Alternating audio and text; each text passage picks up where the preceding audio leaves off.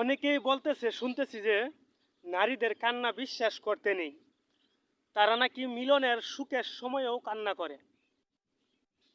এটা কি কোনো কথা হলো নাকি? আপনাদের কাছে প্রশ্নটা রাখলাম।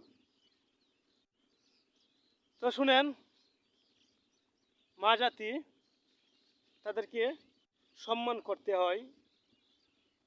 আপনি একজন স্বামী, আপনি একজন সন্তান, আপনি একজন ভাই, এটা মাথায় রেখে কিন্তু আপনাকে যে কোনো কথা বলতে হবে। এমনকি আপনি একজন বাবাও হবেন এক সময়। তো এরকম যুক্তিহীন কিছু আমরা বলবো না, যেটার জন্যে আমাদের মা জাতি কলঙ্কিত হয়।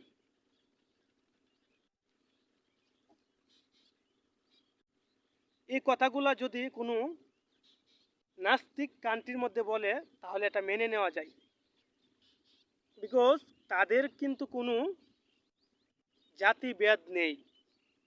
তারা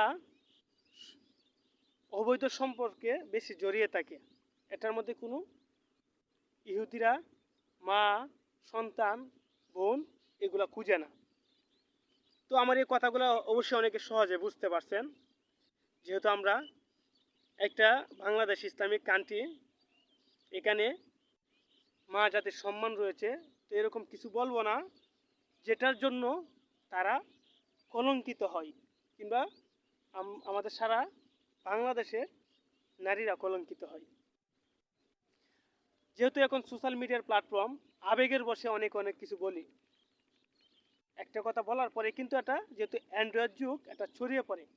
ছড়িয়ে পড়ার পরে কিন্তু মানুষের মনের মধ্যে নানান বিভ্রান্ত সৃষ্টি হয়। তো এই বিভ্রান্তটা আমরা সৃষ্টি করব না। আমরা সকলেই সাবলীল ভাষা ব্যবহার করব, যাতে সমাজটা এবং আমাদের পরের প্রজন্মগুলো নিত্য নতুন কিছু জানতে পারে, শিখতে পারে। আপনি যা বলবেন এগুলা কিন্তু আপনার সন্তানাদি শিখবে। আপনার পরের প্রজন্ম শিখবে। তো তাদেরকে ভালো কিছু শিখাতে হলে আপনি নিজে আগে সংশোধন হতে হবে। আপনি নিজে যদি সংশোধন না হন, তাহলে আপনার পরের প্রজন্ম সন্তানদেরকে কি শিখাবেন? তো এই জন্য আর কিছু বলার নেই।